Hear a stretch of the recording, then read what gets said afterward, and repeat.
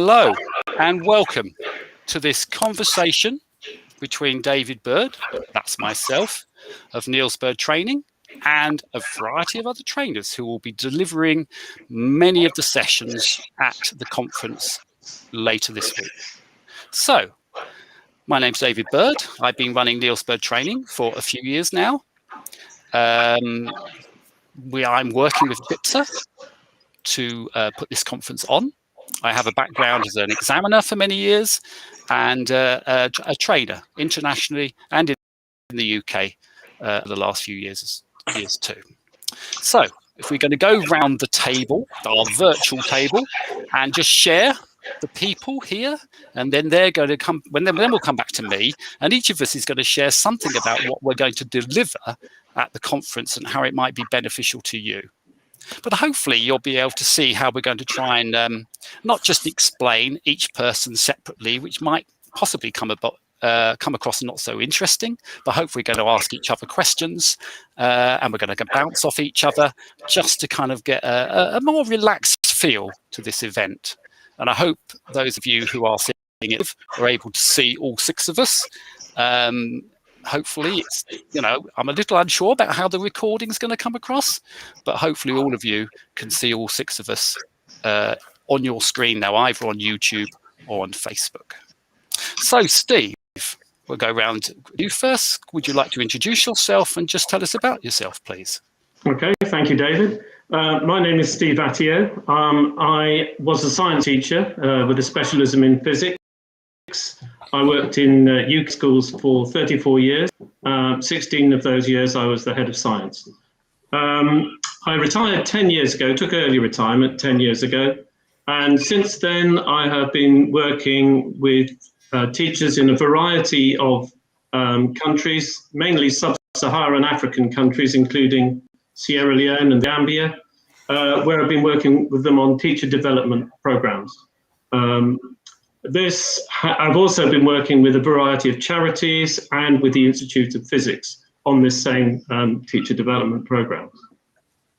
In 2017, I set up a charity called Raise Gambia, which promotes the teaching of practical science in secondary schools in the Gambia. RAISE stands for Raising Attainment in Science Education. I've also been an examiner with Cambridge International Exam Board and have run teacher training courses for Cambridge in many countries, including Malaysia, Indonesia, Nigeria, and Pakistan. Brilliant. Thank you very much for that introduction. So even a first experienced trainer, you can see the kind of background and expertise that the people on your screen will be coming to you very soon at the end of the week. Right, so let's move to Alan, please. Hello, Alan, and would you like to tell us something about yourself, please? Thank you. Of course, thanks, David, and hello, everybody. Great to have the opportunity to talk to you prior to the conference. Like Steve and I think, are on very much the same page. We are very interested in science.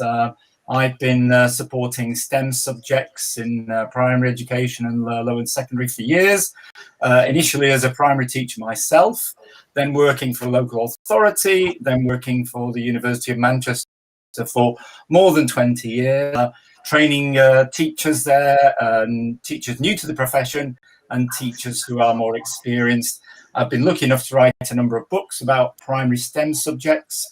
I've worked as a school inspector, as a university inspector, conducted research into primary STEM subjects, and in the last 10 to 15 years, I've worked more closely with Cambridge University through a Cambridge assessment, and I've worked with not just that organisation, other organisations, schools and governments around the world developing science curricula, and obviously, or perhaps importantly, teaching in schools. Enough of me, and I'll talk to you later on about our session. But as I said, fabulous to be here. Great to have the opportunity to talk to you. Thanks, Okay. David.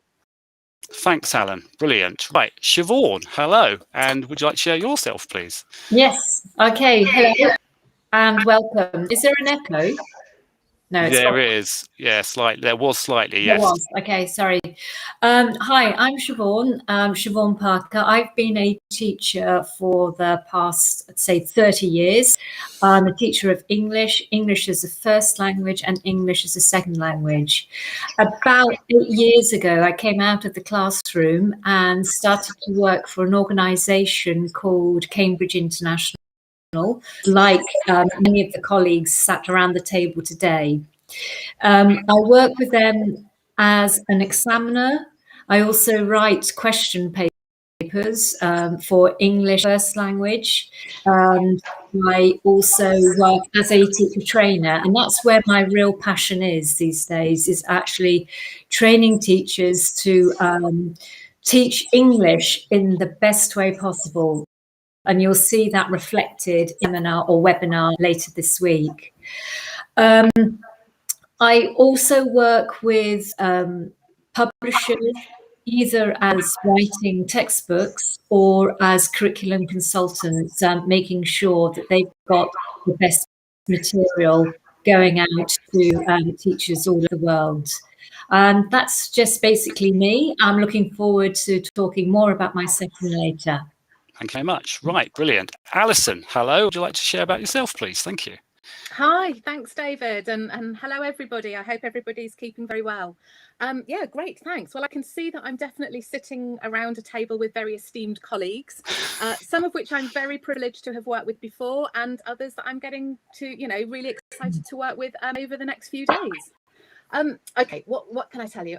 So I've been in education for over 25 years plus. Those people that are watching this live or on YouTube, I'm sure you're gasping, thinking I can't possibly look that old. But unfortunately, I have been in education for quite a while. Like many colleagues around the table, started off as a teacher, and actually consider myself to be a teacher. And I still go in and teach as much as I possibly can, either through being an education consultant now, or just because I love doing it. And I think it's really important to be in the classroom, whether it's in the UK, which is where I'm based, or somewhere around the world, which is where I love traveling as well. So I am now a freelance education and consultant, and I will share with you that once upon a time, back in primary and secondary school, I was a mathematician, and now I consider myself kind of really lucky to love maths. And a little bit like Siobhan was saying about English and Stephen Allen was saying about science, my passion is that everybody loves maths. And you know what? I'm going to let you into a secret. You're all really, really good at it. Those of you who are listening or watching thinking, I don't think I am, I promise you are. You just haven't found that kind of, that way in yet. So yeah, like everybody around the table, I've worked for many different organisations, including Cambridge Assessment, the universities of Cambridge, University of Manchester, the BBC. I've been lucky enough to be an inspector, a school inspector as well. I've written books and journals. Some of them are with colleagues around the table, but I will let you guess who they are. And yeah, really looking forward to the next couple of days. So thank you. Back to it. All right, thank you very much. I'm just checking because one person actually turned it off now. That was a mistake, wasn't it? You can see what happens when you try to check something's working and then, it stopped. Anyway, somebody had said they couldn't connect, but that's the problem with me organising, plus talking, plus emailing people. It just goes like that. And this is live, everybody. So there you go. It's a bit like live TV. You never know what's going to happen, especially when David goes to his phone to check, well, somebody can't get the connection. But in fact, I picked up Alison speaking then on my phone. So the connection to YouTube obviously does work. Okay, and last and not least, we have the lovely Sanjit. Like Alison, I'm a reluctant mathematician. No, I'm not. I love it. I really am a big fan. I'm not, why lie? My name is Sanjit Singh Chimba. I'm a teacher of 18 years. I do look as old as I appear. I started out as a maths teacher, became an advanced skills teacher for those of you who may have come across those in the UK, and became an exam marker. I've been marking for nigh on 16 years. I'm an examiner with a UK exam board, and I also mark for Cambridge International. like all the other colleagues on this group, I formerly was an associate lecturer with Warwick University, and I've worked with the Open University on teacher training programs. I'm currently still involved with teacher training, but now with more the types of organizations that would consider themselves as private entities rather than state-run organizations. I'm also an online teacher providing support to those who've chosen to take an online route to studying their A-level and their level 3 and level 2 qualifications. Father of 3, yeah, so if you're wondering who those 3 kids are in the background, to them. And I am so thanking all of you. We're excited by the opportunity to work with you and empower you to become more involved in your subject and become as passionate as we are, if you're not already, with the learning and teaching of mathematics, science, and English. Brilliant. Excellent. So I think everybody can see that each of us is pretty passionate. Now, if we think about that word passion, obviously it has different connotations, as in maybe a couple are passionate for each other or whatever. But now, as we move around the table again, we're going to ask each other questions and comment. There's 24, no, actually, my maths isn't good this afternoon. There's 19 minutes left of this live stream. But during that time, we'll try and draw out as much as we can about that passion, about what we're going to try and get across in the conference at the end of the week. And as again, we know that if it wasn't for the companies like Mineral Link, for example, who have sponsored the conference, it wouldn't actually be going ahead. So I'm sure practically all of you, or many of you, have had a sponsored place. Either you're taking up the whole place, so you have a big responsibility to attend everything, or 3 of you from the same school, so you've had the chance to come to some of the, if not all of it, much of the conference later in the week. But I digress. I mean, in terms of my own work, I'm looking at a keynote address. Now, that's probably going to be a first time I've ever done a keynote address at a conference. Maybe it's better that it was online and not face-to-face, but I've certainly done webinars over the past. So my keynote address on Thursday is very much going to talk about, leading us into the beginning of the conference and why we're here, talk about active learning, etc. Now, that kind of stuff you'll find is going to be a theme throughout this conference. Many of us, in looking at everybody's presentation, are going to talk about that exact topic of active learning. And my other 2 workshops as a mathematician are going to be focusing on a little bit of a project that I've got going in my business about multi-topic questions, the kind of thing that what we do as students, how we get our students to access those, and also thinking about the use of resources in the classroom at the other workshop. But anyway, that's a bit too much of me talking, really. So, Steve, would you like to briefly share your passion about what you're going to do this week? And then we might come back with you with some questions on it if we have time. Okay, thank you, David. Well, as David has just said, my session is also mainly about active learning, promoting active learning techniques in science classrooms. Particularly aimed at primary and lower secondary age groups. Introduces a number of strategies, including the use of group work and practical experiments. I spent, as I mentioned before, a considerable amount of time in various developing countries, and I've seen firsthand the difficulties that teachers face when they're trying to promote active learning techniques and methods amongst their students. This includes large class sizes, limited resources, difficult environments, and so on. So this is why the focus of my presentation will be active learning and science in a low resource environment. All the activities outlined during that workshop will take the limitations that I mentioned into account. It's divided into 4 sections.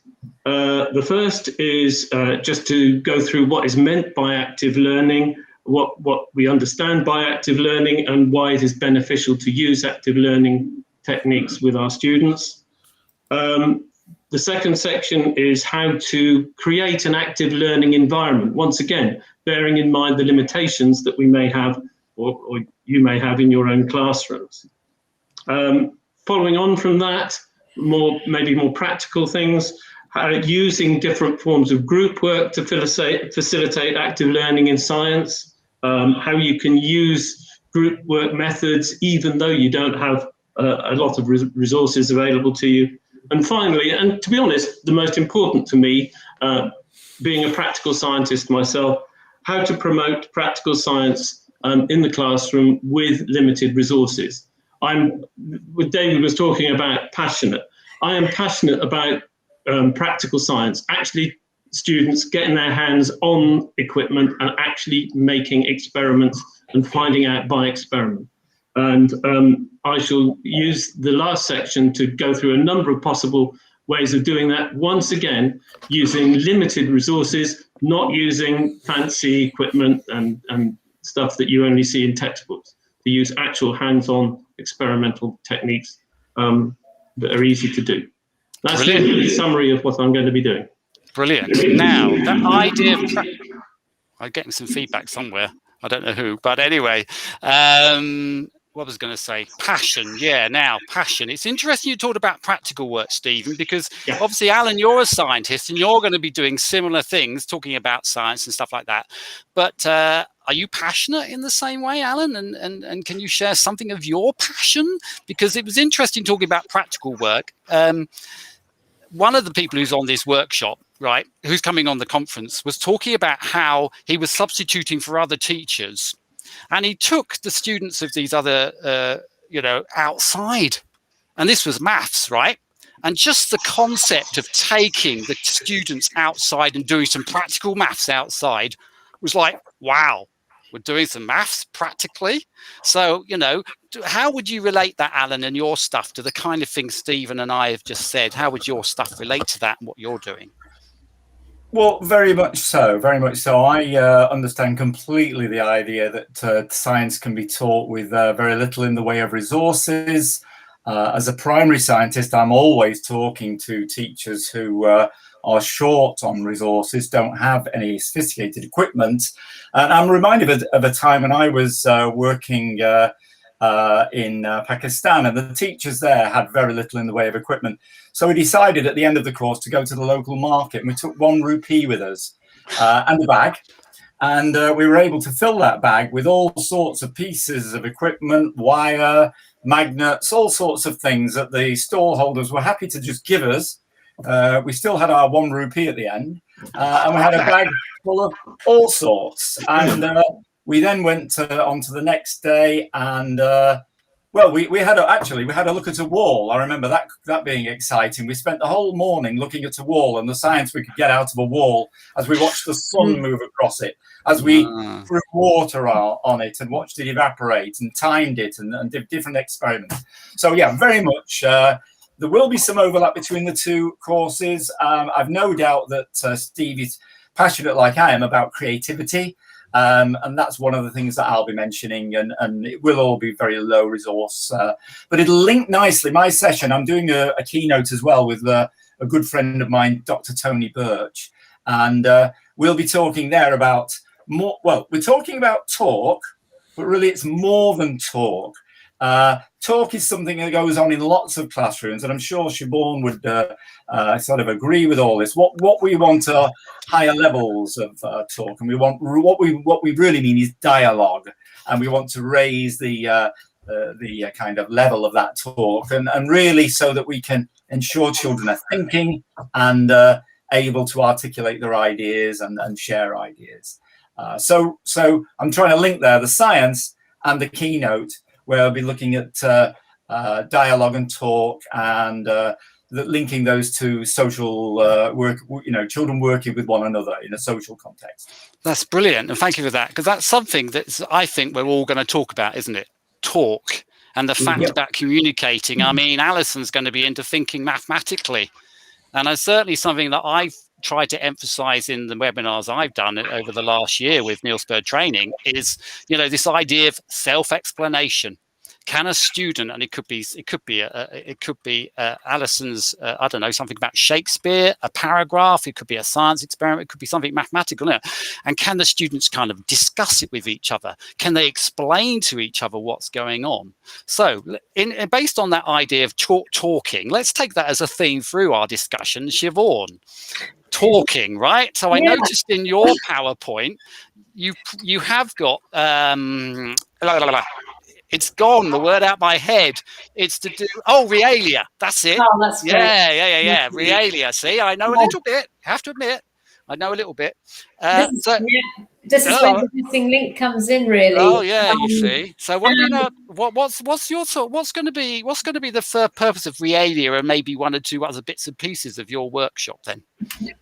Just things that you can use around you, and it's basically it's picking up on what Alan was talking about going into the market, is that you don't need fancy textbooks, fancy equipment to actually create that love of learning, or that love of learning English.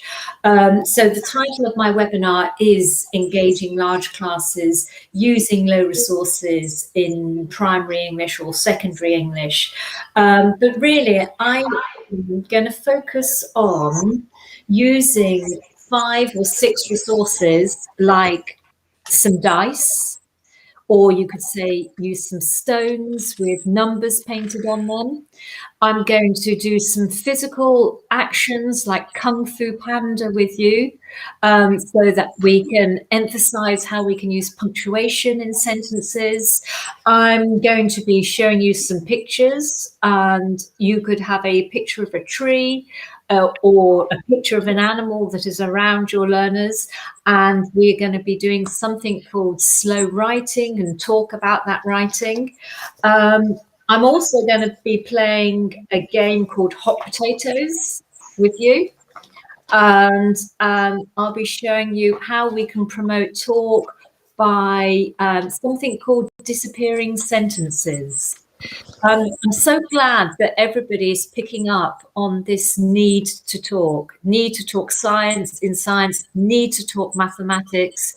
And this is, I think, where English plays a vital role in providing that link to provide the learners with that language. Yeah, and there's that, and thank you for Siobhan, and there's that old word, I've just lost it for a minute, but it's when you're trying to teach another subject through a different language. What's that called again? It's gone out my head. But where rather than I don't know, it's gone anyway. But I mean, that's kind of connected to what we're saying. Brilliant. So we've got this idea of chatting going on, Alison. Can you add anything from your, we've got, just to give you all a warning, we only have 8 minutes left on the section that you lot are a part of. Then there's going to be another 5 minutes with me talking again. But anyway, Alison, can you briefly share how you can connect in with that talk idea? Or? Well, I can. So like Alan and Tony and you, David, I'm doing a keynote and a workshop, and actually they're both quite different.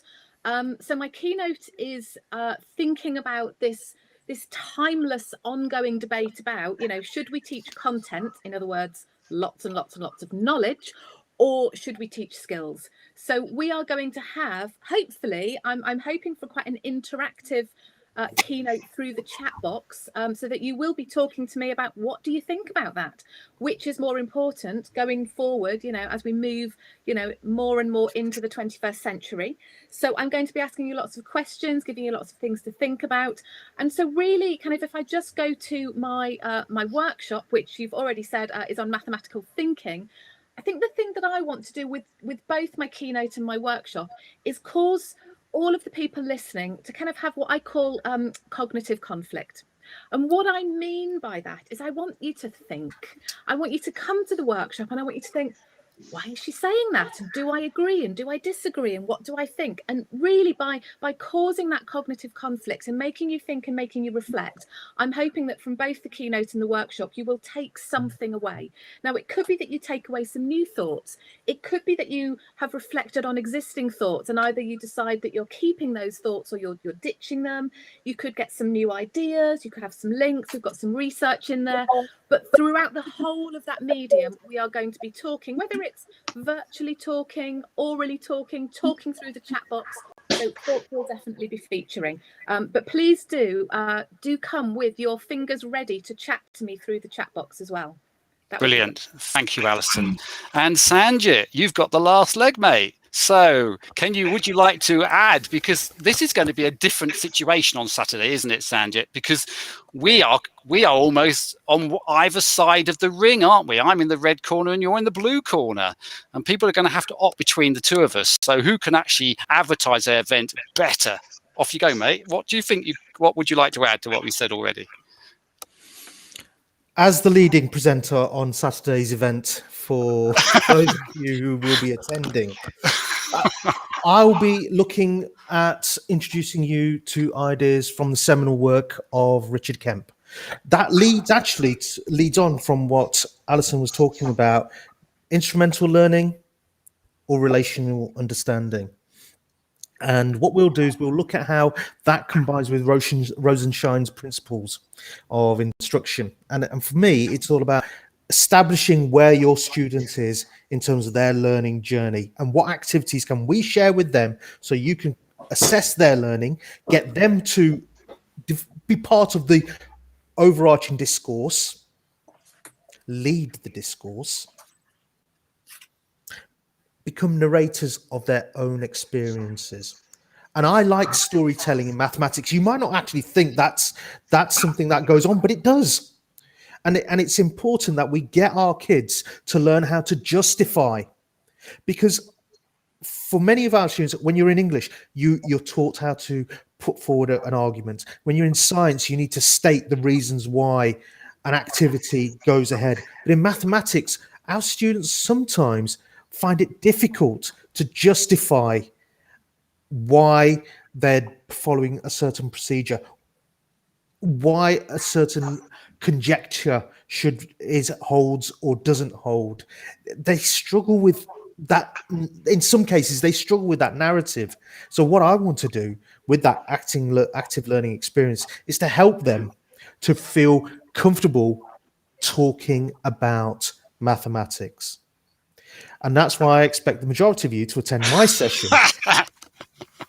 It's going to be, and it's primarily aimed at higher tier to post-16 study, but you're more than welcome to come along if you're primary. And if you feel that you want to split between me and David, or if David escorts you into my session, oh, right, okay, to come along. You have the choice. Yeah, and the reason why we've done it partly because Sanjit was coming onto the team to deliver. There's only a limited number of sessions. There's 9 sessions altogether. Now, I think Sanjit preferred, if I remember, to do it live rather than recorded, whereas Anne Starks is doing 2 recordings. She's done 1, and she's actually doing 1 with me tomorrow afternoon. So those are 2 things that are going to be pre-recorded because she actually couldn't make the end of the week, particularly. So the way I managed to fit it in was that because mine's focusing more on primary maths on Saturday and a bit of secondary, Sanjit's focusing on the top end of secondary. That's the way we kind of did it. We had an alternative for mathematicians who are secondary based, but didn't want to listen to me talking about how to use a clock in the classroom. And I'm sure most secondary mathematicians possibly don't want to listen to me talking about how to use a clock. But my one's going to be a basis for what we've all talked about, the idea of what happens if you don't have many resources. And I think one of the things probably we all might mention in our things is actually you've got 30, 50, 70 students. They are actually a resource for all of our subjects, whether it's English, maths or science. And that's one of the things that's going to come into my workshop on the Saturday is, okay, we're going to teach about time. Okay, but we got all these kids in the classroom. What can we do with those as well? So, okay, ladies and gentlemen, thank you for attending. The other 5 trainers are going to disappear now because they've contributed lovely. And I hope we had one comment actually on, I'm not sure if it's Facebook or YouTube, but Bazooka, Happy Bazooka said, "This is great. I'm liking what I am hearing." So there might be some other comments, but obviously if that represents what everybody thinks, I think the 6 of us have done a pretty good advertising job this afternoon. So thank you, Steve. Thank you, Alan. Okay. Thank you, Siobhan. Thank you, Alison. Thank you, Sanjit. And I will say thank you to Anne in advance, because you're not going to see her live, and you're not going to see Sheba or Dan live, but it's thank you to them as well, because they're also giving up their time to make this work. So again, thank you, ladies and gentlemen, for coming around the table this afternoon. If you'd like to leave this session now, and then I'm going to carry on just for another 5 minutes just to round things off. So thank you again, ladies and gentlemen. Please stay watching on YouTube and Facebook, because I've not finished, but the rest are taking our leave. So thank you, the table discussion. Thank you very much. Goodbye, folks. So we're just back to me. Good old me with my nilsbird training shirt on. Well, I've got 5 minutes left, really, to go through 1 or 2 bits and pieces.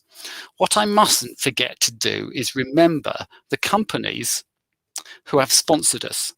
So, but of course, anything like me, if any of you are like me, sometimes your memory isn't as good as it should be.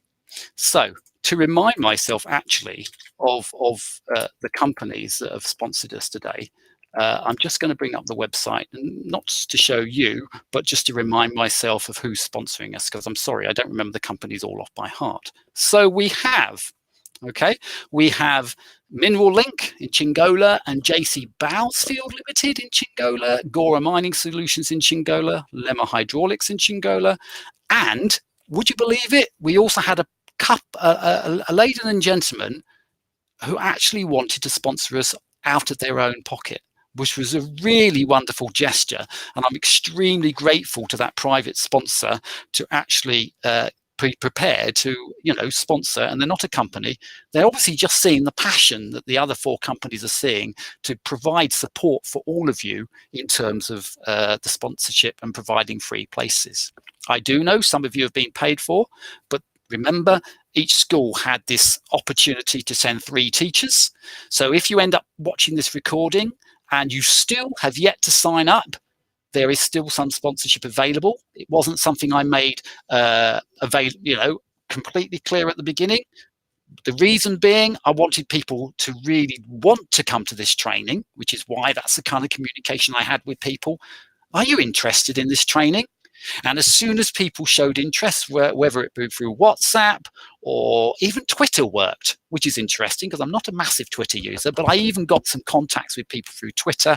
And obviously Facebook, I had a Facebook ad running for 2 weeks. Somebody picked up on that, but I'm yet to hear from his school. So really the places have been WhatsApp and Twitter, and now even a little bit of Telegram.